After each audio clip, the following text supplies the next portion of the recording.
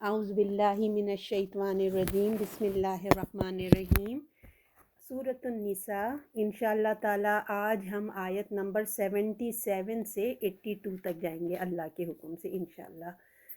اعوذ باللہ من الشیطان الرجیم، بسم اللہ الرحمن الرحیم۔ الم تر الی الذین قیل لهم کفوا ایدیکم واقیموا الصلاۃ وآتوا الزکاۃ فلما كتب عليهم القتال إذا فريق منهم يخشون الناس كخشية الله أو أشد خشية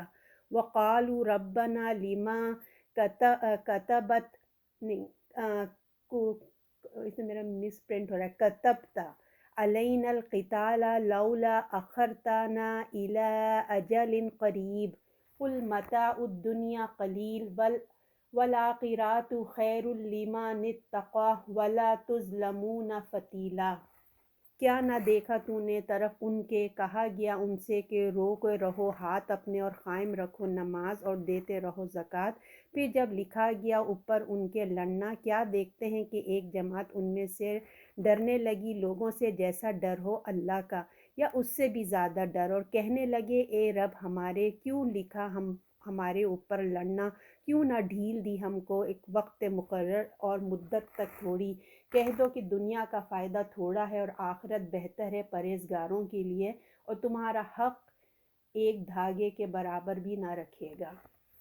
رب اشرح لی صدری ویسر لی امری واحلل عقدۃ من لسانی یفقہوا قولی، اما بعد فاعوذ باللہ من الشیطان الرجیم، بسم اللہ الرحمن الرحیم۔ اللہ تعالیٰ سب سے پہلے کہنے والے کو عمل کی توفیق عطا فرمائے اور آپ لوگوں کو بھی عمل کی توفیق عطا فرمائے سن کے۔ تو جیسا کہ ابھی ہم نے آیت نمبر 77 پڑھی، اس کا ترجمہ کہ کیا نہ دیکھا ان لوگوں کی طرف جو انہوں نے ان سے روک کر رکھو اپنے ہاتھ اور قائم رکھو نماز اور دیتے رہو زکوٰۃ۔ تو اس میں ہم نے دیکھا کہ اللہ تعالیٰ نے کہا ہے کہ کیا نہ دیکھا تم نے ان کی طرف، یعنی کہ ان لوگوں کی طرف ایک تصویر کھینچی جا رہی ہے۔ سمجھ لیجئے 3 مفہوم آئیں گے اس آیت میں، اور تینوں مفہوم اپنی اپنی جگہ ٹھیک لگتے ہیں۔ کہ آپ کو پتہ ہے نا کہ مکے میں کس طریقے سے تکلیفیں جو مسلمان وہ سہ رہے تھے، وہ جہاد کرنا چاہتے تھے، تو یہ اسی سے متعلق ہے کہ اللہ تعالیٰ کہہ رہا ہے کیا نہ دیکھا تم نے ان کی طرف کہ کہا گیا ان سے روکے رکھو اپنے ہاتھ، یعنی کہ جب ان پہ ظلم تشدد ہو رہا ہے تو اپنے ہاتھ کو روکے رکھو اور نماز کو قائم کرو اور ادا کرتے رہو زکوٰۃ۔ تو یہاں پہ جو سمجھ لیجئے 3 جو مفہوم اس میں آتے ہیں مجھے جو سمجھ آ رہے تھے، کہ ایک تو نمبر 1 مکے کے ٹائم پہ جو مسلمانوں پہ جب وہ ایمان لا رہے تھے اور ان پہ ظلم ہو رہا تھا، تو وہ لوگ کہتے تھے کہ ہم بھی تو اٹھیں، یہ ہم پہ ظلم کریں تو ہم بھی ان کو جواب دیں، لیکن اللہ کے رسول نے کہا کہ نہیں، ابھی جہاد نہیں کرنا، ابھی آپ نے صبر کرنا ہے، ٹھیک ہے، صبر سے اپنے آپ کو منوانا ہے، ابھی تم نے صرف نماز اور زکوٰۃ سے اپنی اصلاح کرو، اپنے آپ کو اپنی ایمان کو بڑھاؤ۔ اور جب جنگ کا خطرہ دیکھا تو اس میں آتا ہے نا کہ پھر ان کے ڈرنے لگے، اتنی بڑی قوت کفار کی جنگ بدر میں آئی، جنگ احد میں آپ سب جانتے ہیں۔ اور پھر دوسرا پوائنٹ بھی یہ نکل رہا تھا کہ ایسے تو آپ کو پتہ ہے کہ جو عرب کے لوگ تھے وہ کتنے جنگجو ٹائپ کے تھے نا، تھوڑی تھوڑی بات پہ جو نا ان کی لڑائیاں شروع ہو جاتی، جنگ و جدال ہو جاتا تھا، اپنے نفس کی خاطر نا وہ ہر کام کرتے تھے، لڑائی جھگڑا آتا تھا۔ لیکن جب اللہ کا حکم آیا کہ جہاد کرو، لڑائی کرو، قتال کرو، تو انہوں نے کمزوری دکھانے لگے۔ مطلب ہر کوئی نہیں، ان کے جو کمزور مسلمان تھے جن میں کمزوری تھی وہ ایسے ہوتے تھے۔ اور پھر جو ہے، اور پھر نمبر 3 تھا یہ تھا کہ جب تک نماز روزے زکوٰۃ کی بات تھی، یعنی کہ عبادات میں رکھو، اپنے نفس کا تزکیہ ہی کرتے رہو، تو وہ لوگ جو ہیں بہت ٹھیک ٹھاک تھے۔ لیکن جب جہاں حکم آیا کہ اب قتال کرو تو اب ان کو اپنے ایمان کی فکر پڑ گئی۔ تو یہ تینوں اس کے مفہوم مفسر لکھتے ہیں کہ یہ تینوں باتیں اس میں شامل ہوتی ہیں اس آیت میں، کہ ان کا ایٹیٹیوڈ بتایا جا رہا ہے کہ کن کن حالات میں وہ کیسے ہو رہے تھے۔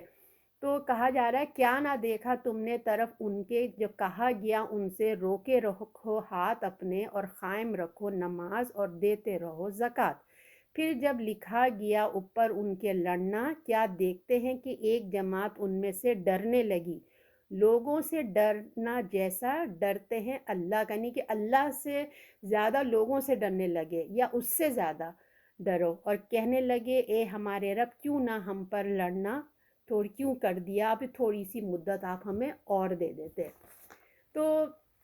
یہاں پہ جو ہے آپ کو یاد ہوگا کہ مکے کے جو حالات تھے کہ ان لوگوں کو نہ دیکھا جنہوں نے لڑائی سے روکا، مطلب ان آیات میں منافقوں کا ہی ذکر چل رہا ہے، انہی کی کمزوریوں کو ہائی لائٹ کیا جا رہا ہے کہ کیا تم نے ان لوگوں کو نہیں دیکھا کہ جن سے کہا گیا کہ ابھی لڑائی کے لیے رکے رہو، صرف نماز زکوٰۃ کی حد تک رکھو، ہے نا، اور ابھی صبر کرو، کیونکہ ابھی جو تمہارا ٹیم ہے جو مسلمان ہو رہے تھے، آپ کو پتہ ہے کتنے مختصر سے تھے، تو اگر وہ ایکشن میں آتے ہیں تو بہت ممکن ہے کہ جو کافر ہیں یہ مٹھی بھر مسلمانوں کو ختم کر دیں گے۔ اس لیے اللہ نے مکے کے میں جب مکے میں تھے حکم دیا تھا کہ یعنی کہ رسول کو بتایا کہ آپ ان کے خلاف کوئی ایکشن مت کریں، ہے نا، جب تک کہ ہم مضبوط نہیں ہو جاتے ہیں نا، مضبوط ہو جائیں تب جا کے ہم فائٹ کر سکتے ہیں۔ تو ہم دیکھتے ہیں کہ کس کس طرح جو اسپیشلی جو غلام تھے ان پہ تو بہت ہی ظلم ہو رہا تھا، بلال حبشی رضی اللہ تھے، کتنی تکلیف ان کو دی گئی تھی، مگر آپ صلی اللہ علیہ وسلم نے کوئی ایکشن نہیں لیا تھا۔ حکم تھا کہ اپنے صبر سے پیش کرنا ہے، میں نے کہا اپنا صبر پیش کرنا ہے تاکہ کافر کے دل میں نا یہ بات بیٹھ جائے کہ یہ لوگ جو کنورٹ ہو رہے ہیں نا، اپنا دین چھوڑ کے جب اسلام قبول کر رہے ہیں، مسلمان ہو رہے ہیں، تو یہ ان کی اپنے دین میں جب یہ آتے ہیں تو ان کے لیے اپنے رب کا حکم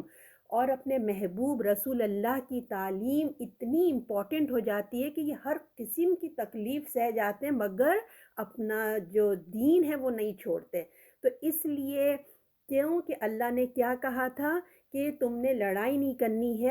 ابھی قتال کا وقت نہیں آیا ہے، بلکہ تم نے نماز اور زکوٰۃ کا حکم اللہ تعالیٰ نے دیا تھا کہ نہیں کہ اللہ سے ان دونوں چیزوں سے، نماز اور زکوٰۃ سے تم اللہ سے اپنا تعلق مضبوط کرو۔ اللہ کی دیکھیں جب ہم نماز پڑھتے ہیں تو جب ہم ایمان لاتے ہیں تو سب سے بڑا ہمارے دین کے کاموں میں جو ٹاپ آف دا کام ہے وہ عبادات میں کیا ہے؟ نماز ہے، جس سے ہمارے اللہ سے کنیکشن ہوتا ہے، تعلق جڑتا ہے۔ ہم دنیا کے سارے کام کرتے کرتے جیسے ہی اللہ کا حکم آتا ہے ہم اپنے دنیا کے کام کو اسٹاپ کر کے ہم نماز ادا کر کے پھر ہم اپنی باقی دنیا کے کام شروع کر دیتے، تو مطلب وقفے وقفے سے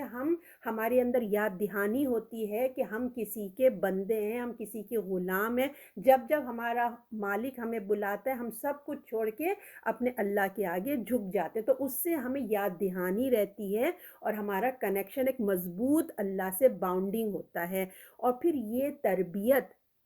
جو ڈسپلین کی تربیت ہے یہ جہاد کے لیے بہت ضروری ہوتی ہے، یہ اطاعت گزاری، کیونکہ جب اللہ کی اطاعت کریں گے یہ تربیت ہمارے اندر آئے گی تو جو جرنیل ہیں جو بڑے ہیں تو ان کی بھی اطاعت کرنا آسان ہو جائے گا۔ تو پھر آپ دیکھیے نماز ایک ڈسپلین سکھاتی ہے، جنگ میں آپ نے دیکھا ہوگا سخت سے سخت حالات میں بھی اللہ نے کہا نماز تم کو نہیں چھوڑنی ہے، نماز ہر حال میں تم کو پڑھنی ہے۔ اور پھر جب دوسری چیز زکوٰۃ، انفاق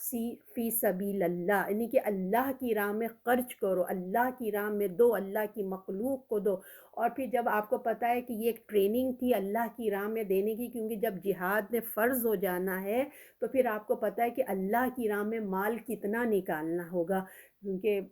تھوڑے سے لوگ تھے، ضرورتیں زیادہ تھیں، تو اللہ نے ان چیزوں سے ان کو پریکٹس کروائی کہ جب وقت آئے گا تو تم نے یہ کرنا ہے۔ تو پھر وہ وقت آ گیا، پھر جب لکھا گیا اوپر ان کے لڑنا، دیکھو کہ ایک جماعت ان میں سے ڈرنے لگی۔ پھر جب ان پر قتال کا حکم آ گیا، مکے میں تو آپ کو پتہ ہے حکم نہیں تھا، پھر جب مدینے آئے تو جب قتال کا حکم فرض آ گیا، یعنی کہ جہاد نہیں، دیکھیے جہاد بہت وسیع ورڈ ہے نا، جہاد تو آپ بھی کرتے ہیں، میں بھی کرتے ہیں، ہم سب پہ جہاد فرض ہے، اپنے نفس کے خلاف، شیطان کے خلاف، اللہ کے حکم پر ہم کو چلنا ہے، قرآن کی تبلیغ کرنا ہے نا، اپنے آپ اپنی برائیوں سے ہم کو رکنا ہے۔ تو یہ سب چیزیں کس میں آ جاتی ہیں؟ جہاد میں آ جاتی ہیں، جو ہر ایک کو کرنا ہے۔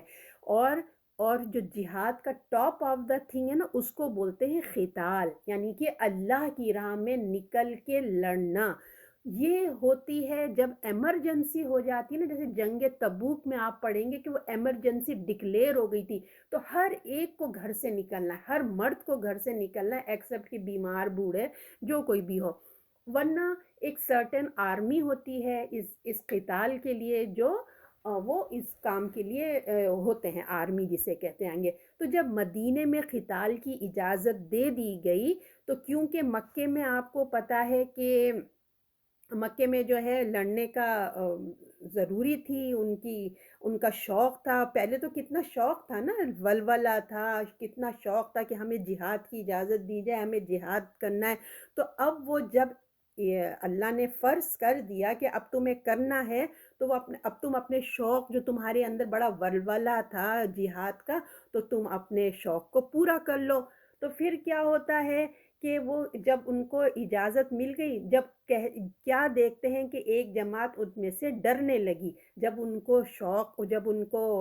کہا گیا کہ جاؤ لڑو، تو جو خالص مخلص مسلمان تھے، آپ کو پتہ ہے وہ تو بھاگ بھاگ کے اللہ کا حکم پورا کر دیتے، لیکن ایک گروہ ڈرنے لگا۔ یعنی کہ دیکھیے، سب مسلمانوں کا جو ایمان کا لیول ہے نا، وہ ایک جیسے نہیں ہوتا، کہ مطلب اس میں بھی نا درمیانے، کوئی درمیانہ ہوتا ہے، کوئی کمزور ہوتا ہے، اور ان میں منافقین بھی شامل ہوتے ہیں نا۔ تو جنگ کا اظہار وہ بڑے شوق و خوش و مطلب اس سے کرتے تھے، ہے نا، بڑے، جب یہ کام آتا ہے نا تو ہمیں اسٹرانگ بھی رہنا پڑتا ہے، بڑے جوش و خروش تو دکھاتے تھے، لیکن جب اوپر پڑی تو اس میں سے لوگ ڈرنے لگے، مگر جب موت سامنے آئی نا، یعنی کہ آپ کو پتہ ہے کہ جب قتال ہوگا تو کیا ہوگا، شہادت کا شوق بھی لوگوں کو بہت ہوتا ہے، لیکن جب موت سامنے سے آئی تو اس وقت دیکھیں بات میں اور عمل میں فرق آ جاتا ہے نا۔ تو ہم نے اس چیز کو سورہ آل عمران میں ہم نے کافی ڈیٹیل سے پڑھ کر آئے تھے کہ ان لوگوں کو جب جنگ بدر سے لوگ آئے تھے تو بہت سے صحابہ لوگوں کو بڑی خواہش تھی کہ ہم بھی لڑیں، ہم بھی فائٹ کریں، تو موت کی تمنا ان کو تھی کہ ہمیں بھی شہادت ملے، لیکن جب انہوں نے موت کو قریب سے دیکھا، جب جنگ احد میں آپ کو یاد ہوگا کہ کیسے آل آف اے سڈن حالات چینج ہو گئے اور موت ان کو سامنے سے نظر آنے لگی، تو کیسا خوف ہوتا ہے موت کا، یہ بہت زیادہ خوف ہوتا ہے موت کا۔ تو یہاں پہ یہی بتایا جا رہا ہے کہ ان سے ڈرنے لگے، لوگوں سے جیسا ڈرا جاتا ہے اللہ سے، بلکہ اس سے بھی زیادہ ڈرنے لگے، یعنی کہ لوگوں سے ڈرنے لگے جیسا ڈر ہو اللہ کا۔ اللہ تو دیکھیں ہمیں نظر نہیں آ رہا ہے نا، لیکن یہ منافقت کی یہ وجہ ہی یہی بنتی ہے کہ اللہ سے زیادہ لوگوں سے ڈرنے لگے، یعنی کہ یہ قتال کریں گے، ان پر بزدلی چھانے لگی، کم ہمتی چھا گئی، یہ لوگ نماز روزہ بھی دیکھیں کہ کافی تھا، یہ نماز روزے میں عبادات میں ہی وہ تھے، اور پھر ان کو پتہ ہے، آپ کو پتہ ہے نا کہ وہ لوگ جو عبادات بھی کرتے تھے نا، نماز روزہ، وہ ایسے مرے باندھے کرتے تھے، کیونکہ ایک مسلمانوں کا ماحول تھا، جو نماز نہیں پڑھتا تھا وہ صاف ظاہر ہو جاتا کہ یہ منافق ہو گیا ہے، کہ یہ نماز میں نہیں آ رہا ہے، اور رسول اللہ کی موجودگی میں جماعت سے نماز نہ پڑھنا یہ ان کا پول کھول دیتا تھا، تو وہ نماز بھی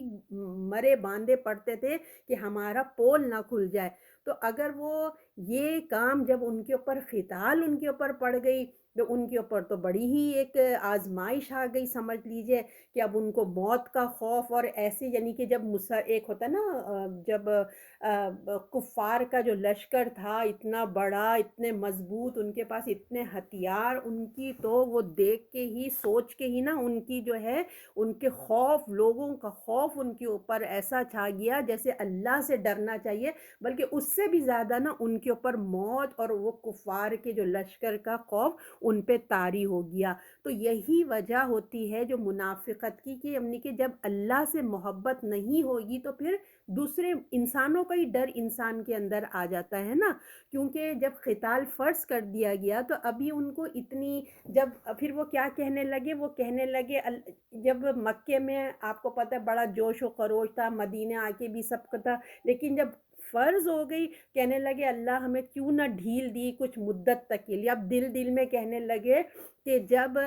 جب وقت آیا تو مہلت مانگنے لگے، کہ اور کہنے لگے کہ کیوں اتنی جلدی آ گئی، پہلے تو اتنا جوش تھا لیکن جب آئی تو کہنے لگے کیوں قتال فرض ہو گئی، ابھی تو اتنی جلدی کیا تھی، یعنی کہ دل دل میں آپ بس وہ ہونے لگے کہ ہائے کیا کریں اب کیا کریں۔ تو یہ یاد رکھیں، دیکھیں کہ سارے مسلمان ایک لیول کے نہیں تھے، اور مدینے میں بھی، جب مکے میں بھی ایک لیول کے نہیں تھے اور مدینے میں آنے کے بعد بھی ایک لیول کے نہیں تھے۔ اس میں منافقین، مدینے میں آنے کے بعد تو منافقین بھی شامل ہو گئے تھے، ہے نا۔ تو کیونکہ جب دیکھیں تکلیف سامنے آتی نا، انسان باتیں تو بڑی بڑی کرتا ہے کہ یوں یوں یوں، لیکن جب عمل کا وقت آتا ہے، تکلیف کو جب ہم سامنے سے فیس کرتے ہیں نا، تو اس وقت اصل حقیقت انسان کے اندر کی جو کیفیت ہے، جو اندر کا انسان ہے نا، وہ باہر آ کے سامنے آتا ہے۔ قول اور عمل میں فرق کا پتہ چل جاتا ہے جب اصل ٹائم آتا ہے، ورنہ باتیں کرنا،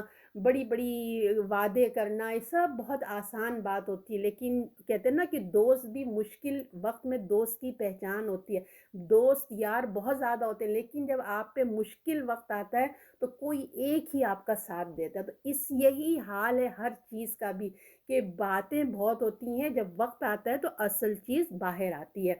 تو کیا کہا ان سے کہہ دو کہ رسول کے اللہ تعالیٰ نے آگے سے کہا کہ تم جو یہ ڈھیل مانگ رہے ہو ابھی نہیں، تھوڑا اور وقت دو۔ اللہ تعالیٰ ان کو موٹیویٹ کرنے کے لیے کہہ رہے ہیں، کہہ دو کہ دنیا کا فائدہ تھوڑا ہے اور آخرت بہتر ہے، پرہیزگار کے لیے تمہارا جو تم پہ ذرہ برابر بھی ظلم نہیں کیا جائے گا۔ اب ان کو یہاں بتایا جا رہا ہے کہ دیکھو، ان سے کہہ دو رسول صلی اللہ علیہ وسلم کہ دنیا کے مزے، دنیا کے عیش تو وقتی طور پہ ہیں، یہ ٹیمپریری دنیا ہے، ٹیمپریری اس کے ساری چیزیں ہیں۔ اگر تم قتال میں جا کر موت آئے گی، اس کے علاوہ اور کیا موت نہیں آئے گی کیا؟ مطلب اس کے مقابلے میں تم جو ہیزیٹیٹ کر رہے ہو، تم جو بھاگ رہے ہو، تو یہ دنیا وقتی طور کی، مگر اس کی آخرت کے جو عیش و آرام ہیں وہ بہت بہتر ہیں اس سے۔ اور تم کیا سمجھتے ہو کہ تمہیں صرف جہاد پہ جانے سے ہی موت آئے گی کیا؟ اس کے بغیر تمہیں موت نہیں آئے گی کیا؟ انسان کو کیا صرف ضروری ہے کہ تم میدان جنگ میں جاؤ گے تو مرو گے، کسی اور وجہ سے تمہیں موت نہیں آ سکتی؟ کسی بھی بیماری سے، کسی بھی حادثے سے تم مر سکتے ہو، اور آخرت تو بہتر ہے، کہا جا رہا ہے آخرت تو بہتر ہے، اور ان کو ملے گی جو اللہ کی، کس کو ملے گی؟ جو اللہ کی رضا کا خیال رکھتے ہیں اور اس کی نافرمانی سے بچتے ہیں۔ وہ کون ہیں؟ وہ تقوی گزار لوگ ہیں۔ اور مومنین کو تو آخرت والا بننا چاہیے، دنیا دار نہیں بننا چاہیے، اور ان پہ تو ذرہ برابر بھی اللہ نے کہا ہے ظلم نہیں ہوگا، یعنی کہ اتنا چھوٹے برابر بھی، آخرت میں دھاگے برابر بھی، یعنی کہ آپ جب کھجور کی بیج کبھی دیکھیں گے نا، اس کے اندر ایک چھوٹا سا دھاگا ہوتا ہے، اتنا برابر بھی اللہ نے کہا ہے کہ ظلم جو ہے تم پہ نہیں ہوگا۔ دنیا میں تو دیکھیے ہو سکتا ہے کہ بہت سے محنت کریں اور رزلٹ کچھ نہ آئے، ہے نا،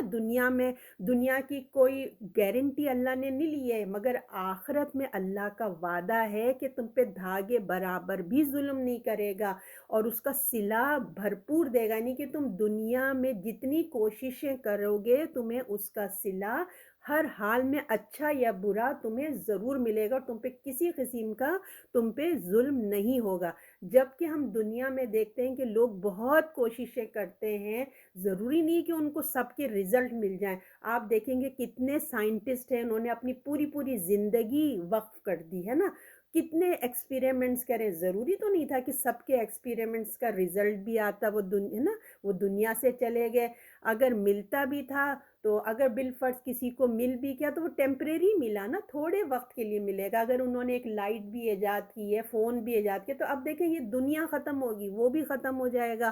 تو اصل چیز ہے آخرت، آخرت کا جو بدلہ ہوگا وہ پورا پورا ملے گا اور ہمیشہ کے لیے ملے گا۔ یہ اس کی خوبی ہے کہ جو آخرت کے لیے قتال کرے گا یا جو بھی اپنی قربانیاں دے گا، اللہ تعالیٰ کہہ رہے ہیں وہ ٹیمپریری زندگی کے لیے نہیں ہوگا بلکہ ہمیشہ ہمیشہ کے لیے ہوگا۔ اب ہے آیت نمبر 78، تم جہاں کہیں ہوگے تم کو موت آ کے پکڑ لے گی، خواہ تم مضبوط قلعوں میں ہو۔ اب یہاں پہ بات ہو رہی ہے کہ تم جو بھاگے جا رہے ہو نا، کس لیے بھاگے جا رہے ہو؟ موت کے ڈر سے بھاگے جا رہے ہو۔ اب اللہ تعالیٰ فرما رہے ہیں اگر تم ایک مضبوط قلعے کے بھی اندر بند ہو جاؤ نا، تم کو موت وہاں بھی آ جائے گی۔ اب اس کے بارے میں اللہ تعالیٰ اس آیت میں یہ فرما رہے ہیں، یعنی کہ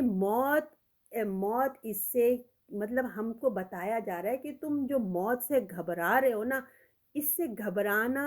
بیکار ہے، اس سے کوئی انسان کسی طرح بھی بچ نہیں سکتا، لہٰذا یہ ٹینشن اپنے سروں سے اتار دو۔ چاہے تم ایک مضبوط قلعے میں بند ہو جاؤ، باہر سے دیکھیں اگر ہم ایک بہت بڑے مضبوط کمرے میں چلے جاتے ہیں جہاں بلٹ پروف ہو، کوئی اس میں داخل نہیں ہو سکتا، کوئی ٹینک آ کے اس کو گرا نہیں سکتی، اتنا مضبوط ہے بالفرض ہے نا، تو ہم نے اپنے باہر سے تو اس کو بہت سیف کر لیا ہے نا، ہم نے اس کو کوئی ہمیں باہر سے گولی نہیں لگ سکتی، کوئی بام ہم پہ اس کو تباہ نہیں کر سکتا، اتنا ہم نے مضبوط قلعہ بنا لیا ہے۔ مگر اندر سے تو ہم نے کچھ نہیں کر سکتے نا، ہمارے اندر کا جو نظام ہے ہم اس کو تو ختم نہیں کر سکتے، ہمارا ہارٹ ہے، ہمارا برین ہے۔ اب آپ بتائیے کیا اس کو آپ کنٹرول کر لیں گے؟ باہر سے تو آپ کو گولی نہیں لگ رہی ہے، کوئی آپ کو کچھ نہیں کر سکتا، مگر انسان کو اسی قلعے میں بیٹھ کے ہارٹ فیل ہو جائے،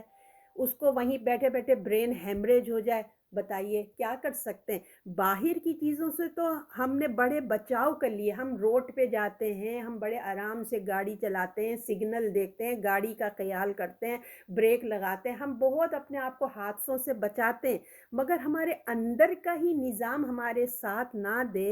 تو ہم کیسے بچیں گے؟ ہمارا کسی کا اس پہ کنٹرول ہی نہیں ہے نا، کوئی اپنے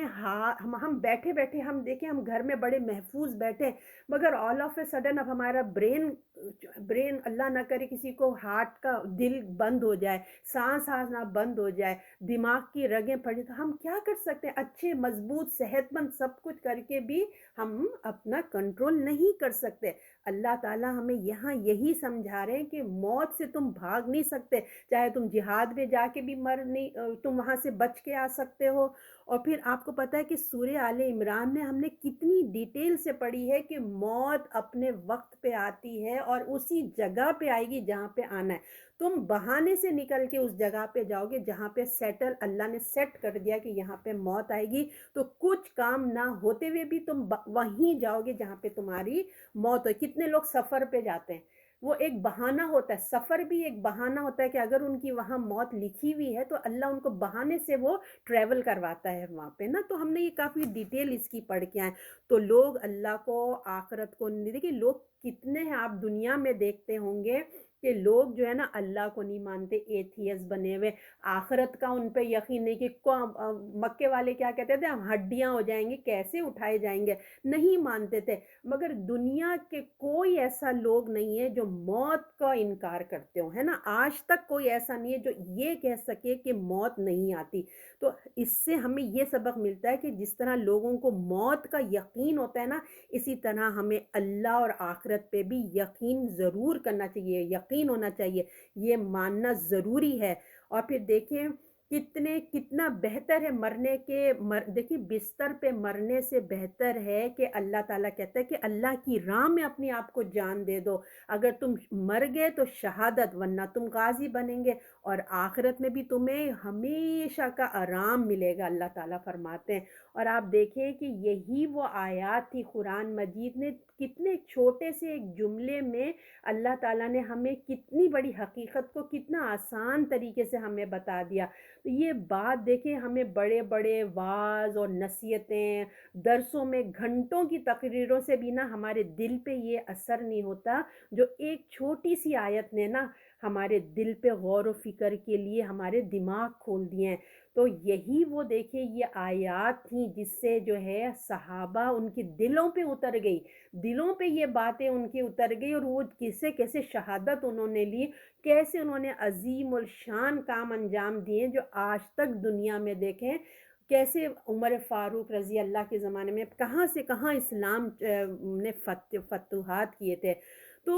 اب ہم کو یہ بات بتا دی گئی ہے کہ موت جو ہے وہ آنی ہے اور آ کے رہے گی، چاہے تم کہیں بھی ہو۔ تو یہ موت جو ہوتی ہے نا اس کا ایک روب ہوتا ہے، دیکھیں ایک دبدبا ہوتا ہے، اس کا ایک ڈر ایک خوف ہوتا ہے۔ تو جو لوگ آپ دیکھیے کہ جو لوگ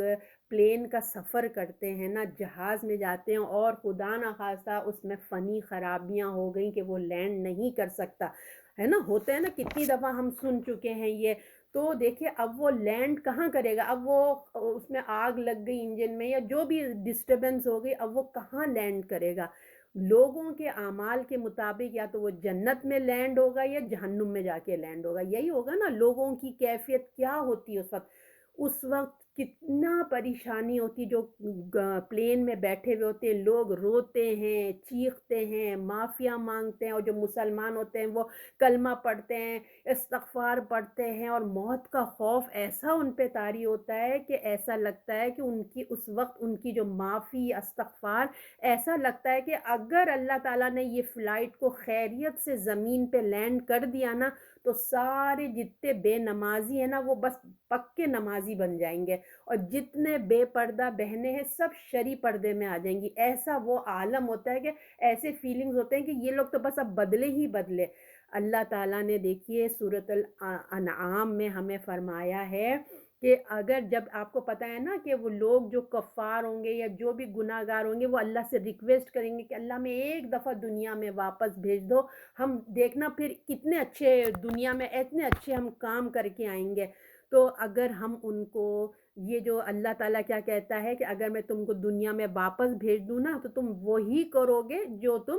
کرتے تھے، یہ اللہ نے قرآن کی آیت میں کہہ دیا ہے، وہی کرو گے جو پہلے کرتے۔ تو آپ ہم خود اپنی زندگی میں یہ بہت دفعہ مناظر دیکھ چکے ہیں۔ ابھی ابھی ریسنٹ کورونا گزرا ہے، کووڈ گزرا ہے، لوگ موت کے منہ سے نکل کر آئے ہیں، ساری دنیا پر ایک موت کا خوف طاری تھا، سب نے دیکھا ہے نا۔ کیوں کیوں اتنا ڈر کیوں تھا؟ حالانکہ دیکھیے وہ بھی ایک فلو کی شکل تھی نا، کیونکہ اس فلو میں موت طاری ہو گئی تھی، موت اس سے ہو رہی تھی، تو اس پہ ہر جگہ خوف کا سما طاری ہو گیا تھا نہیں تھا؟ کتنی موتیں ہوئی تھیں، اللہ کی پناہ۔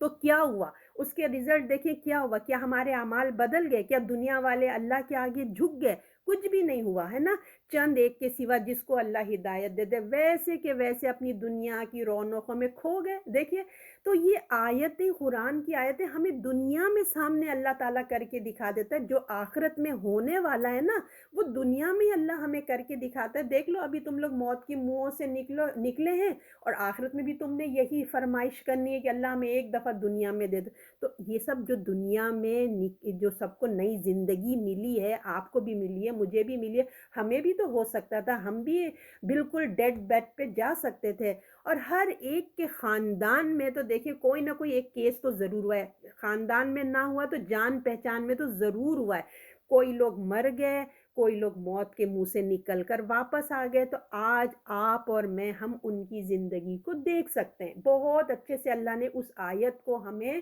جو سورہ انعام میں بہت اچھے سے ہمیں دکھایا ہے کہ دیکھ لو جب تک یہ ہاسپٹل میں تھے استغفار ہو رہا ہے، ان کے لیے دعائیں ہو رہی ہیں، اور جیسے ہی وہ صحت مند ہو کے واپس آئے ہیں تو ان کی زندگی کے وہی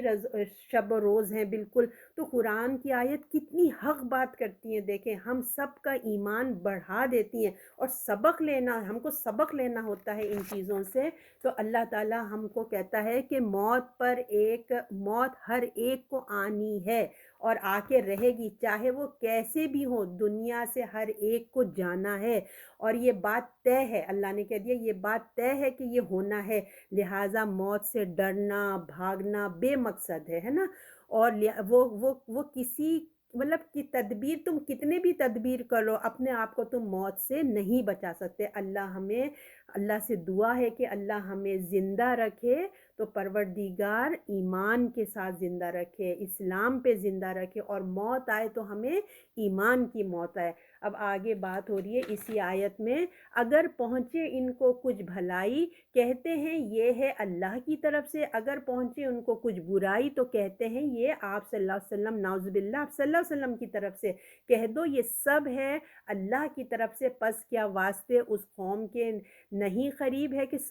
سمجھتے بات۔ تو اب دیکھیں یہ لوگ جو منافقین تھے زبان سے تو آپ صلی اللہ علیہ وسلم کی رسالت کا اقرار کرتے تھے، ہے نا، مگر ان کے دلوں کا یہ حال تھا کہ اگر کوئی کامیابی اور خود کو اپنے آپ کو نا، مطلب یہ کوئی بھی خوشحالی کامیابی آتی تھی تو کہتے تھے یہ اللہ کی طرف سے، یہ لوگ بھول جاتے تھے کہ ان پر جو یہ فضل ہوا ہے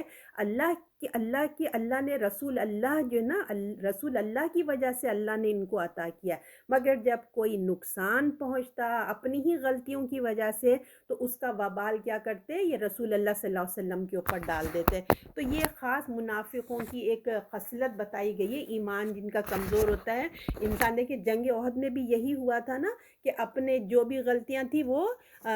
کیسی غلطی انہی کی وجہ سے سارے جنگ کا جو ہے نقشہ بدل گیا تھا۔ تو اس میں کیا کہا جا رہا ہے کہ جب کوئی بھلائی پہنچتی تو بھلائی دیکھیں کیا ہوتی ہے، کچھ خوشحالی نا، مال اولاد رزق، یہی چیزیں خوشحالیاں ہوتی ہیں نا، تو یہ کہتے تھے یہ اللہ کی طرف سے، کوئی شکرانے کے طور پہ نہیں کہتے تھے، کیونکہ دیکھیں وہ بھی اللہ کو مانتے تھے، کہتے تھے کہ ہاں اس نے اللہ نے دیا ہے، اور جب خدا نہ خواستہ اگر کوئی مصیبت آ جائے، قحط آ جائے، کوئی پریشانیاں آ جائے، غم خوف محتاجی، اور جنگ ہو رہی تھی، جہاد ہو رہے تھے، آپ کو پتہ اس میں موتیں بھی ہو رہی تھی، تو جب بھی کوئی پریشانیاں آتی جب سے، تو آپ مدینہ آئے، آپ کو پتہ ہے کہ آپ صلی اللہ علیہ وسلم مائیگریٹ کر کے مدینہ آئے تھے، تو کتنی ایک کے بعد ایک پریشانیاں آ گئی تھیں، تو آپ صلی اللہ علیہ وسلم سے یہ لوگ بدگمانی کرتے تھے کہ یہ سب نا رسول اللہ کی وجہ سے، اور اچھے بھلے ہم مدینے میں تھے، ہم وہاں تھے، ہم دیکھو یہ سب ہو رہا ہے۔ اور مکے والے جو قریش مکہ تھے وہ کیا کہتے تھے رسول اللہ کو کہ تمہاری وجہ سے نا ہمارے خاندانوں میں پھوٹ پڑ گئی، یہ کیا تم اسلام لائے جس کی وجہ سے ہر ایک فیملی میں ڈسٹربنس ہو گئی ہے۔ تو مدینے میں بھی مصیبت کی ذمہ داری مکے میں بھی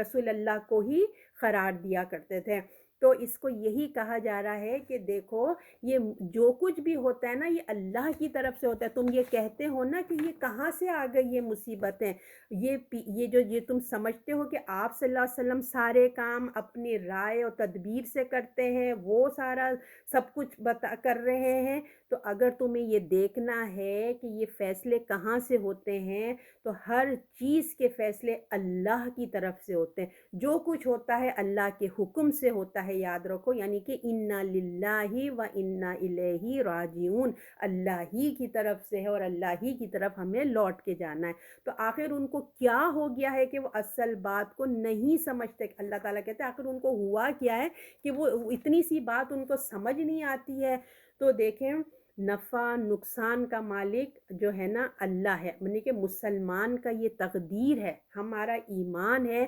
کہ یہ میری تقدیر میں لکھا ہوا ہے نا۔ اس سے کیا ہوتا ہے جب بھی کوئی ایسے پرابلمز یا ہوں تو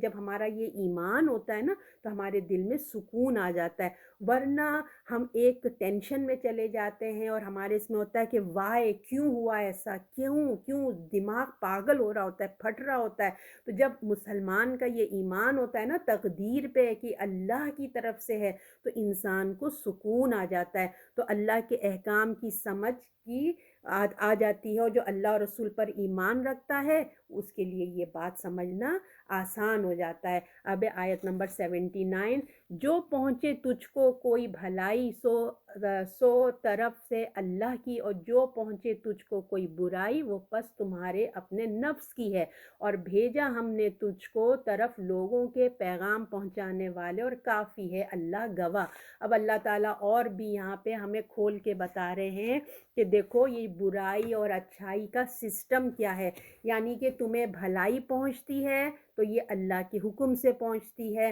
اور جو انبیاء کو بھی آئی ان کے درجات بلند کرنے کے لیے آتی، کیونکہ ان کے اعمال جو اعلیٰ درجے کے ہوتے تھے دنیا میں، ان کے اعمال تو ان کے اعلیٰ درجے کی بھی ان کی تکالیف ہوتی تھی، تو ان کے گریڈز اپ اپ اپ ہوتے تھے۔ اور اگر کوئی برائی پہنچتی ہے تو تمہارے اپنے ہاتھوں کے اعمال کی وجہ سے پہنچتی ہے۔ تو اب ہم نے کیا کرنا ہے، جو ہمیں اچھائی آتی ہے ہر خیر کو ہم نے اللہ کی طرف منسوب کرنا ہے، ٹھیک ہے؟ جو بھی ہم کرتے ہیں اچھائی وہ اللہ کی طرف سے، اور جو کوئی بھی برائی ہے وہ ہمارے اپنے نفس کی وجہ سے، ہمارے اپنے گناہوں کی وجہ سے ہمیں یہ ملتی ہے، اپنے ہمارے ہاتھوں کے اعمال کی وجہ سے مل رہی ہے، تمہارے اپنے نفس کی وجہ سے آتی ہے، اللہ کی طرف سے ہے، مگر تم یہ آتی اللہ کی طرف سے مگر ہمارے نفس کی، یعنی کہ ہم نے کوئی ایسے غلطیاں کی ہیں جس کی وجہ سے یہ ہوتا ہے۔ تو کیوں آتی ہے؟ اللہ تعالیٰ بتاتے ہیں اس لیے کہ تمہاری جو نفس کی غلطی کو دور کیا جائے، اس کا ٹریٹمنٹ کیا جائے۔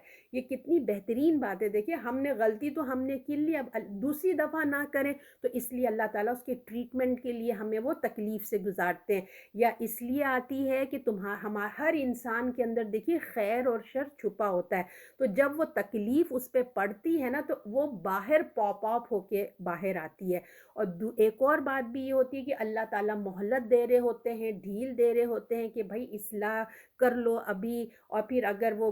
گناہ میں اور مزید نہیں کرو گے تو تم گناہ میں بڑھتے چلے جاؤ گے۔ تو اس لیے اللہ تعالیٰ کہتے ہیں کہ تم نے جو ہے نا یہ جو اچھے کام ہیں وہ اللہ کی طرف سے ہے، اور جو برائی ہے وہ تمہاری اپنی ہاتھوں کے کرتوت سے آئی ہے، اور بھیجا ہم نے تجھ کو صرف لوگوں کے لیے پیغام پہنچانے والا، اور کافی ہے اللہ گواہ۔ تو اس آیت کے آگے میں کہا جا رہا ہے کہ آپ صلی اللہ علیہ وسلم کو کے لیے جو ہے نا سب کے لیے ایک پیغمبر بنا کے بھیجا ہے۔ ان کو اصل جو ہے بیماری جو منافقوں کی یا کمزور مسلمانوں کی جو اصل بیماری ہے وہ یہ ہے کہ آپ صلی اللہ علیہ وسلم کے رسول ہونے میں ان کے دل میں شک ہے، لہٰذا آپ ان کی پرواہ مت کریں، آپ اپنا پیغام پہنچا دیں، آپ کو جو اللہ نے دیا ہے بس آپ وہ اپنا پیغام پہنچا دیں، ہم آپ کو لوگوں کے لیے رسول بنا کر بھیجا، اور اللہ آپ یہی کافی ہے، گواہی لوگ مانے نہ مانے ہو کیئرس، اللہ گواہ ہے کہ آپ اللہ کے رسول ہیں، اور یہی اللہ نے کہا ہے، اور یہی جو ہے وہ کافی ہے اللہ کے لیے۔ تو دیکھیے اعمال ان کے جو آپ صلی اللہ علیہ وسلم سے نہیں، اللہ نے کہا ان کے کوئی بھی اعمال ہو، وہ اچھا کر رہے ہیں برا کر رہے ہیں، آپ سے نہیں پوچھا جائے گا، ٹھیک ہے؟ آپ کا کام ہے پیغام کو پہنچا دینا، اور آپ نے یہ کام بہت اچھے طریقے سے کر دیا۔ آپ کا کام نہیں ہے کہ ان کا ہاتھ پکڑ کے جو ہے وہ ان کو منزل تک پہنچائیں، ہدایت تک پہنچائیں۔ تو دیکھیں اس آیت میں ایک بہت پیاری بات آئی، تو ہم اس سے تھوڑا سا اپنے لیے لیسن لے لیتے ہیں۔ بات دیکھیے یہ جو بھی بھلائی پہنچتی ہے نا، اور جو بھی بھلائی پہنچتی ہے اللہ نے کہا اللہ کی طرف سے ہے، اگر ہمیں یہ خیال آ جائے نا تو ہم کیا کریں گے، فوراً شکر الحمدللہ کریں گے۔ آج کی ہم نے کلاس لی، یہ بھلائی کس کی طرف سے آئی؟ اللہ کی طرف سے آئی، تو شکر الحمدللہ۔ اگر دماغ میں یہ خیالات آ گئے نا کہ یہ تو میری محنت سے ہے، اگر ہم اس چیز کو چھوڑ دیں، ہم اپنے اوپر فخر کرنے لگیں یہ تو میری محنت ہے، یہ میری ذہانت کا نتیجہ ہے، تو پھر کیا ہوتا ہے، ہم اللہ کی طرف رجوع نہیں کرتے، ہم شکر نہیں کرتے، بلکہ کیا ہوتا ہے ہمیں تکبر آنے لگتا ہے۔ تو جبکہ ہر نعمت کے لیے لازم ہے کہ کیا ہے کہ ہم اللہ کا شکر ادا کریں، تو اس نعمت اور بڑھ جاتی، کیا ہوتا ہے اس سے اور نعمت میں اضافہ ہوتا ہے، اور اللہ ہی بھلائی دیتا ہے، اور جو مصیبت ہمارے اوپر آتی ہے وہ ہمارے اپنے ہاتھوں کے ہمارے اعمال کی وجہ سے ہوتی ہے۔ تو جب بھی ایسی آزمائش آ جائے تو اپنے لیے ہمیں کیا کرنا ہے، لیسن لینا ہے، ہمیں سبق لینا ہے، ٹھیک ہے؟ رو کے اور ڈپریشن میں جانے سے وہ حالات نہیں اچھے ہوں گے، بلکہ ہم نے سوچنا ہے کہ اللہ ہی میں نے ایسے کیا گناہ کی ہے، میری سے کہاں غلطی ہوئی، توبہ استغفار کرنا ہے۔ اور ایک بات یاد رکھیں، ہم کو اپنا محاسبہ کرنا ہے، ہم لوگ دوسروں کو تکلیف میں اچھا دیکھا یہ کیا تھا نا اس لیے یہ ہوا، تو ہمیں دوسروں کو سوچنا ہے کہ اللہ اس کو درجات بلند کر رہا ہے، اور اپنے لیے سوچنا ہے کہ میں نے کہیں نہ کہیں ضرور غلطی کی جو یہ میں ایسا میرے ساتھ ہوا ہے۔ تو اگر ہمیں ٹھوکر بھی لگ جاتی ہے نا، کچھ بھی ہو، کہیں بھی کچھ ہو، کچھ ٹوٹ گیا، کچھ چبھ گیا، کچھ تکلیف ہو گئی، کچھ بھی ہو گیا ہے نا، تو ہم نے سیکھنا ہے، سوچنا ہے کہ مجھے کیا میں کر سکتی ہوں، کہ میں اس سے کیسے بچ سکتی تھی، تو اس سے کیا سبق ہے میرے لیے۔ آپ صلی اللہ علیہ وسلم کی حدیث کا مفہوم ہے کہ مومن ایک سوراخ سے 2 دفعہ نہیں ڈسا جاتا۔ بے وقوف نا سمجھ دیکھیے پھر وہی کام کرتے ہیں، پھر مصیبت میں گرفتار ہو جاتے ہیں۔ ہم تکلیف سے وقت کو اپنے لیے جیسے نا رونے دھونے کا ذریعہ نہیں بنائیں گے، ٹھیک ہے؟ تو نہ اس سے کچھ سیکھتے ہیں، ہم نے کچھ سیکھنا ہے۔ تو اللہ جو ہے نا مجھ سے کیا، اللہ تعالیٰ مجھ سے کیا چاہتا ہے، سوچیں اگر ایسا ہو گیا ہے تو اللہ میرے ساتھ یہ نہیں کہیں گے کیوں ہو گیا، میں ہی رہ گئی تھی میرے ساتھ، نہیں، سوچیں کہ اللہ نے مجھے کیوں دیا ہے، اب میری کیا خوبی ہے جو باہر آنے والی ہے، کیا بات ہے جو میری اصلاح ہونے والی ہے، کیوں مجھ پہ یہ خیر ہے نا، یہ دوسرے کیا دینا چاہتا ہے اللہ، اس پر غور و فکر کریں، یعنی کہ پازیٹیو لائن، نیگیٹو لائیں گے تو آپ ڈپریشن میں جائیں گے، روتے رہیں گے۔ پازیٹیو سوچیں کہ اللہ میرے اندر سے کیا خیر باہر لانا چاہتے ہیں، اپنے لیے اجر کا ذریعہ بنائیں، جو تکلیف آئے انا للہ و انا الیہ راجعون پڑھیں۔ مومن کا رویہ، نعمت ملی تو شکر ادا کریں، اللہ راضی ہوگا، تکلیف آئی ہے تو اس سے سبق سیکھیں، اور جیسے میں نے آپ کو کہا انا للہ پڑھیں، اجر مل جائے گا۔ نقصان ہو گیا وہ تو ہو گیا، دیکھیں جو ہونا تھا وہ ہو گیا، اس کا افسوس سے وہ واپس تو نہیں آ جائے گا نا، وہ پلٹ کر نہیں ہوگا، ٹھیک نہیں ہوگا، بلکہ ہمیں کیا کرنا ہے، اپنی غلطی سے ہمیں لرن کرنا ہے، ٹھیک ہے؟ تو آج سے یہ سبق لے لیجئے ہماری آیتوں سے، ایک تو موت کا ڈر ہم نے نکالنا ہے نا، اور یہ کہ اچھائی برائی جو ہے آتی ہے، اچھائی اللہ کی طرف کو ہم نے منسوب کرنا ہے، برائی ہم کو اپنے اوپر سیلف لینا ہے، ٹھیک ہے؟ اب ہے آیت نمبر 80، جس نے رسول کا حکم مانا اس نے اللہ کا حکم مانا، جو الٹا پھرا تو ہم تجھے اس پر نگہبان نہیں ٹھہراتے۔ اب اللہ تعالیٰ فرما رہے ہیں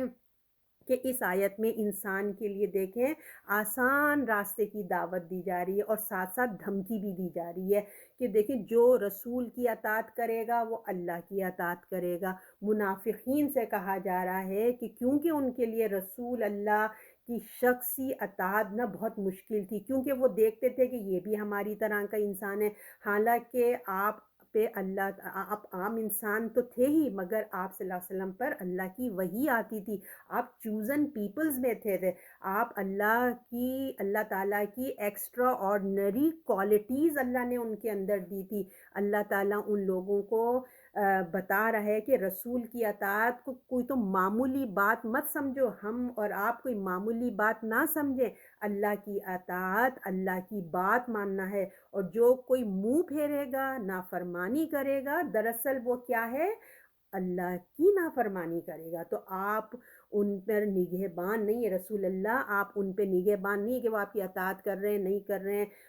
ہم کو اپنے سے خود سوچنا ہے کہ ہم لوگ بہت ساری چیزیں نا سنت کر کے اگنور کر دیتے ہیں، یار یہ تو سنت ہی تو ہے، سنت ہی تو ہے، آپ خود ہم سب اپنی زندگی میں دیکھ سکتے ہیں کہ ہم لوگ جو ہے نا بہت ساری چیزوں کو ایسے کر دیتے ہیں۔ تو اللہ تعالیٰ کہہ رہے ہیں آپ ان پہ نگہبان نہیں ہیں، اللہ نے حق کا پیغام آپ نے بھیجا ہے آپ کے ذریعے، مگر اب جس کی مرضی ہے ہدایت لینا چاہے ہدایت لے، جس کی مرضی ہے انکار کر دے، آپ ان کے پر نگہبان نہیں ہے۔ جو ہدایت کی کوشش کرے گا اللہ کی مدد آئے گی۔ ہم نے بار بار ہم سیرہ میں بھی یہی پڑھ رہے ہیں، ہم نے ہمیشہ یہ کہتے ہیں ہم کوشش کریں گے کہ آج صبح ہم اٹھے ہیں تو بھلے اگر ہم نے ایک پلان بنایا کہ آج ہم 3 سنتوں پہ عمل کریں گے، لیکن آپ دیکھیں کبھی کبھی کوئی بھی سنت یاد نہیں رہتی، کبھی کبھی کیا ہوتا ہے 3 میں سے ایک یاد رہ جاتی ہے، تو کم سے کم جو بھی یاد رہ جاتی ہے اس کو کنٹینیو کریں اور کوشش کریں، دعائیں کریں، ضرور اللہ مدد کرے گا، انشاءاللہ انشاءاللہ بولیں، لکھ کے رکھیں کہ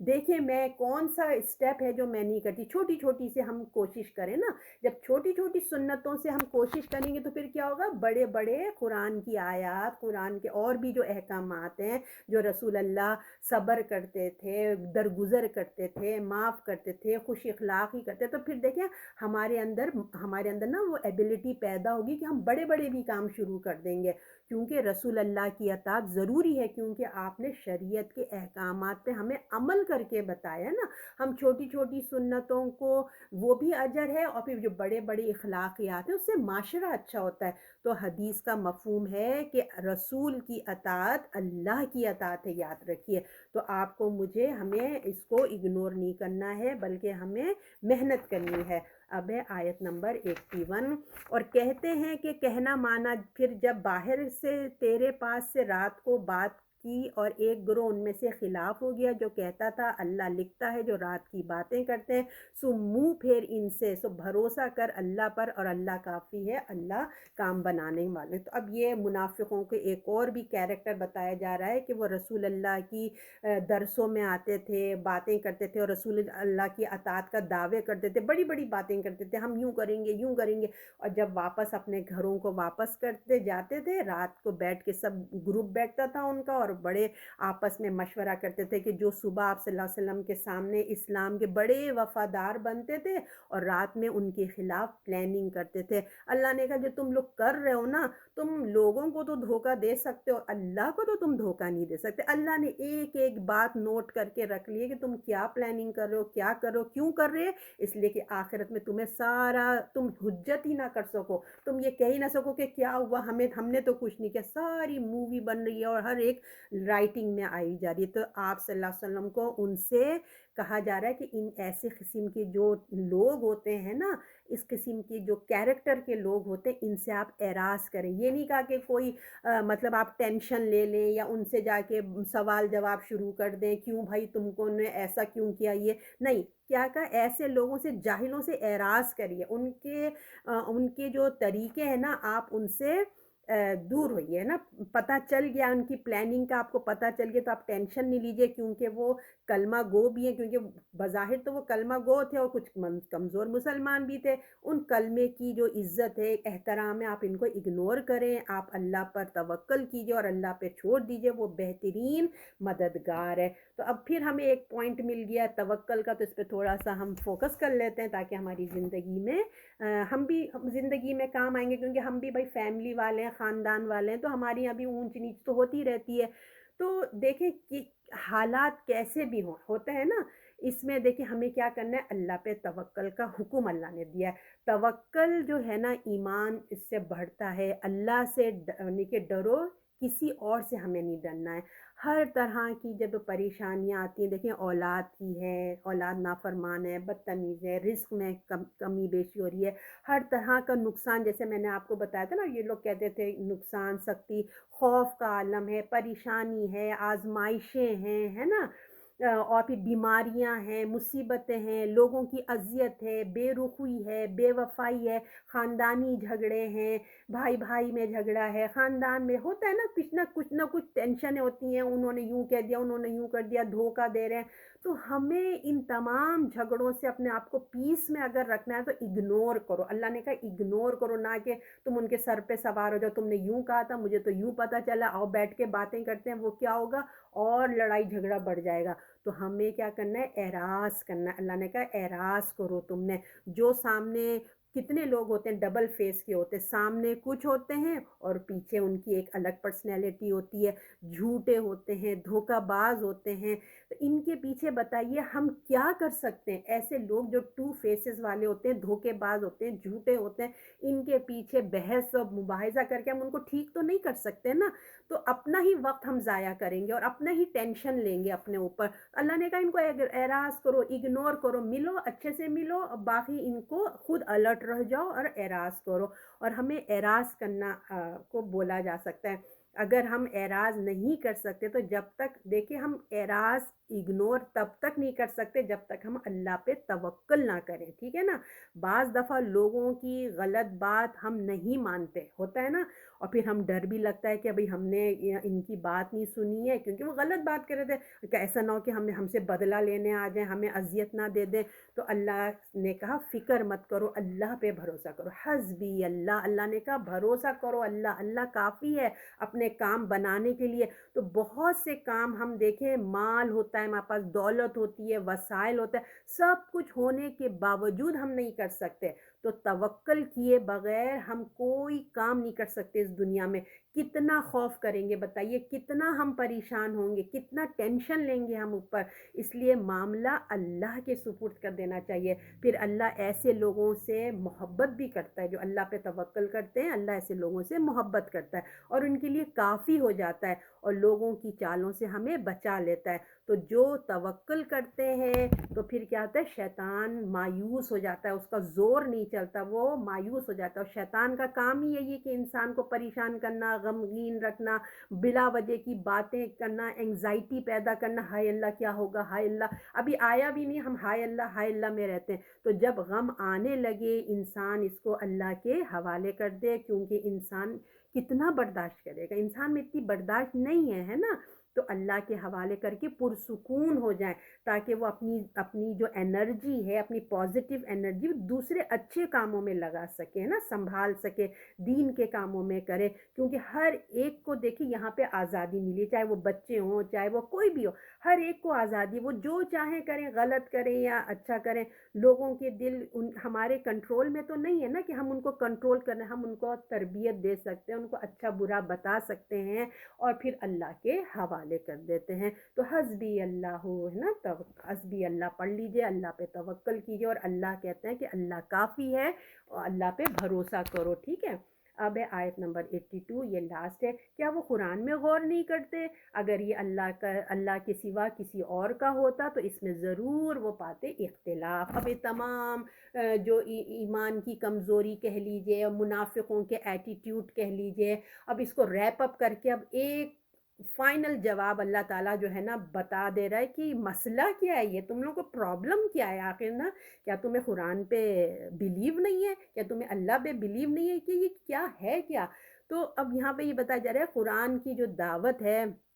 جو اب رسول اللہ کی اطاعت کا جو دعویٰ کرتے ہیں ہے نا، بڑی بڑی باتیں کرتے ہیں، تو اللہ تعالیٰ کہہ رہے ہیں قرآن کی دعوت میں تم اختلاف جو ہے نا، تم یہ سمجھ کیا رہے ہو، تم کیا سمجھتے ہو کہ یہ کیوں ہو رہا ہے ایسا نا؟ تو آخر ان لوگوں کو آپ صلی اللہ علیہ وسلم کی رسالت پہ کیوں شک ہے، قرآن میں کیوں شک ہے؟ اگر یہ لوگ قرآن کو غور و فکر سے پڑھتے، غور دیکھیں کیا کہا جا رہا ہے، غور و فکر کرتے، یہ نہیں کہا جا رہا ہے کہ ناظرہ پڑھ لیتے ہیں نا، غور و فکر کرتے تو قرآن خود آپ صلی اللہ علیہ وسلم کے لیے ایک مضبوط دلیل ہے، یعنی کہ تدبر کرنا کسے کہتے ہیں، گہرائی میں جا کر دیکھیں آپ، میں تو صرف ایک الفاظ پڑھتے ہیں اور ہلکی پھلکی ہم تشریح کر لیتے ہیں کہ بھائی ہمیں اتنا تو پتہ ہو جائے نا کہ قرآن کہہ کیا رہا ہے، ایٹ لیسٹ ہم تو اوپر سے ایک کہہ لیجیے ایک سرسری سی ایک نگاہ گزارتے ہیں۔ تدبر وہ ہوتا ہے کہ اس کی گہرائی میں جانا، کیا ہم اس کے لیے وقت نکالتے ہیں؟ ہم تو یہ اسی کے لیے وقت نہیں نکال پا رہے، تو اتنا تدبر کہاں سے ہوگا بتائیے؟ بار بار پڑھتے جانا، ایک آیات کو بار بار پڑھنا، مل جل کر غور و فکر کرنا، بار بار جیسے اس کی گہرائی میں جائیں گے، جب پڑھیں گے نا ایک ایک ورڈ کو، یہ یہاں کیوں آیا ہے، یہ کتنی دفعہ آیا ہے، یہ پہلے اس میں یہ جملہ ایسے آیا تھا، یہ ورڈ وہاں ایسا آیا، وہاں یہ سب بہت بڑے بڑے عالم ایسے تدبر کرتے ہیں، اس کی گہرائی میں آتے ہیں، تو دل کے تالے کیا ہوتے ہیں، کھلتے ہیں، عمل کی توفیق ہوتی ہے، اللہ کی پہچان ہوتی ہے۔ جب اللہ کی پہچان ہوتی ہے تو سارے مسئلے خود بخود سالو ہو جاتے ہیں۔ تو اب یہاں پہ یہی کہا جا رہا ہے کہ اگر یہ منافقین یا کمزور ایمان والے اگر یہ اللہ کی آیات پہ غور و فکر کرتے، سنتے، قرآن کو خود کرتے، تو دلیل ہوتی، ان کے پاس دلیل آ جاتی، اگر اس پر غور کرتے، کبھی ان کے دل دماغ نہ شک میں نہ جاتے، یہ بات ان کو سمجھ آ جاتی، قرآن اللہ کی کتاب ہے اور آپ صلی اللہ علیہ وسلم اللہ کے رسول ہیں، اور جو دین آپ لائے ہیں وہ برحق ہے، اور جو آپ حکم ہمیں دیتے ہیں اس میں ہمارا اپنا فائدہ ہے، پھر وہ کیا ہوتا ہے، نفاق کے مرض سے باہر آ جاتے ہیں۔ آج ہمارے اندر بھی دیکھیں، کہیں نہ کہیں ہمارے اندر بھی نفاق کی کمزوریاں ہیں، ہم بھی کمزور مسلمان ہیں، ہم بھی کچھ کرتے ہیں کچھ نہیں کرتے، جو ہمارے نفس کو ایزیلی کام ہو جاتا ہے ہم وہ کر لیتے، جو نفس پہ گراں ہوتے ہیں ہم وہ نہیں کر پاتے۔ یہ کیا ہے؟ یہ ہماری ایمان کی کمزوری ہے، ہماری نفاق کی علامات میں سے ہے۔ تو ہمیں کیا ہے، ہماری ایمان کی کمزوری کیوں ہے کہ ہمیں یہ قرآن پہ اور اس پہ بیلیف کمپلیٹ ہونا چاہیے۔ اگر یہ اللہ کے سوا یہ قرآن اگر اللہ کے سوا کسی اور کی طرف سے آیا ہوتا، کسی اور کا ہوتا، تو اللہ تعالیٰ کہنے اس میں بہت تم اختلافات دیتے، یہ سب تم کیوں نہیں سوچتے؟ دیکھو یہ اللہ کی طرف سے اگر نہیں ہوتا تو آج 1400 سال کے بعد بھی کچھ تبدیلی اس کے اندر نہیں آئی ہے۔ اور اگر اس کو دیکھو، وہ رسول کی اطاعت کا دعویٰ جو ہے نا، مطلب یہ کہ قرآن کی دعوت میں تم اختلاف نہیں پاتے، کیوں؟ کیونکہ وہ اللہ کی کتاب ہے. انسان جب بھی کوئی کتاب لکھے گا، ایک عام رائٹرز لکھتے ہیں، آپ دیکھیں گے کتنے اختلافات ہوتے ہیں، اور مشکل پڑھنے پہ تو اگر ان کے اوپر ان کے زور ڈالا جائے وہ کمپرومائز کر لیتے ہیں، اس میں سے وہ چیپٹرز کو ہی نکال دیتے ہیں. ہوتا ہے نا. اور بہت سارے وقت کے ساتھ ساتھ نیو تھنگز آ جاتی ہیں. وہ کتاب پرانی ہو جاتی ہے، وہ سائنٹسٹ کی جو ایجادات ہوتی ہیں وہ ختم، نئی ایجادات آ جاتی ہیں. مگر قرآن ایسی چیز ہے جو کیسے بھی ہوں، مطلب اللہ کا پیغمبر کے پیچھے اللہ کی مدد ہوتی ہے. جو قرآن رسول اللہ پہ آیا ہے، تمہیں شک ہے تو یقین کرو کہ اللہ کا پیغمبر ہے، ان کے پیچھے اللہ کی مدد ہوتی. وہ پہلے دن جو بات کہتے تھے رسول اللہ مکے میں 1400 مطلب یہ 23 ایئرز گزر جانے کے بعد بھی مدینے میں بھی آپ کا وہی سبجیکٹ تھا، وہی بات آپ اس وقت بھی کہتے تھے. اللہ کے کلام سوچیں، جو ہے نا رائٹنگ میں اللہ کو توریت، وہ تختیاں موسیٰ ایسے آپ کو نہیں ملی. جبرائیل آتے اور آپ رسول اللہ اور بائی ہارٹ دیتے، اور آپ خود بھی دیکھتے ہیں بناتے ہیں، اگر کہیں غلط ریز کر دیتے ہیں صحیح والا جملہ. اب جب کوئی بائی ہار ہو اور آپ کے ہاتھوں آپ ریز نہیں، آپ کے دل پہ اتر یا سکتے یہ کیا اللہ رضا ہے جو جس پہ کوئی غلط آیت آگے پیچھے کسی چیز کی کوئی کیا ہے، یہ تم غور و فکر کرتے ہوتا کہ یہ اللہ اور کا ہوتا اختلاف پاتے. کیونکہ یہ اللہ کی جو کتاب سال نازل ہو، کسی ایک اس کی سچ کی ترتیب میں نہیں لا سکتے. آج بھی گزر جانے میں کوئی نقص نہیں نکال سکتا کا چیلنج ہے. تو اللہ دیکھیں پھر ہمارے آ گئی ہے غور و فکر، وہ قرآن پر ہم غور کب کریں گے؟ ہیں سوچ رہے، غور کیا تو ہمارے دل ہے نا. اور کتنی بڑی ہے آج کے، چھپ جاؤ موت تم گی نا، تم بھاگ کے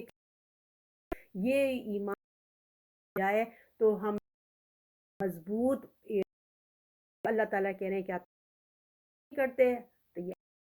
کا نہیں ہے. اور ضرور اگر کسی تم اختلاف پاتے، ہمارا ایمان کام میں اللہ پہ بھروسہ سے ڈرنا چھوڑ، ہم اللہ کے دیکھیں جب موت کا ڈر جائے دین کے لیے کھڑا، ورنہ پھر موت کے ڈر کہیں ہم ڈر جاتے ہیں. اب کوئی تشدد نہیں ہوتا، بات کرتے ہیں دیتے ہیں اپنے بچوں کو، اپنی میاں ساس کو، نند کو بھی ہم صرف ان کے منہ بنتا ہے یا باتیں نکلتی ہم سہم جاتے ہیں یا گھر کے خراب ہو رہا ہے، کو موڈ آف ہو گیا جاتے ہیں. ہمیں یہ سب چیزیں چاہیے. اللہ تعالیٰ کہتے ہیں کرو اور اپنے دین کا میں اللہ کے جو اس کو پہنچ تم نے دوسروں تک بھی آکے جہنم کی. اللہ آپ توفیق عطا فرمائے. میری ذمہ داری ہے ماں کی جو تھا رسول اللہ میں بار بار آپ لوگوں کی یہ مشن آپ ہے، ہم کریں اپنے گھر سے دوستے ہیں کی دعوت دیں. ہم آپ کو آج کے سبق آپ کے دل کو جا کے وہ تو آپ ڈائننگ یا فون جب کرتے ہیں بہن کو کچھ نا، تاکہ پھر آپ کی باتوں میں خود افضلیت فضیلت کا بتائیں ضروری ہے ہمیں پڑھنا. کتابیں ہم بغیر چلے گے تو اس کا جب اندھے اٹھیں گے آپ کو نہیں پڑھا. اللہ ہمارے لیے کریں گے کہ میری امت چھوڑ دیا تھا، ہم رسولات کے منتظر آسرا ہے، اور اللہ شکایت کر اللہ کے رسول قرآن ہی چھوڑ دیا تھا، بیٹھ کے دوسروں کو سیلفش ہو گئے، خود بھی اپنے قرآن کے دوسروں کی بھی ان کو بھی جہنم کی رسول اللہ کی تو آج آپ اور ہمیں پڑھ رہے ہیں نا کہ اللہ تو اسی کا بھی خیر ہم وہ انہوں نے ہم چاہیے ہم چاہتے ہمارے آنے والے ہیں تو آپ کرنی پڑے گی.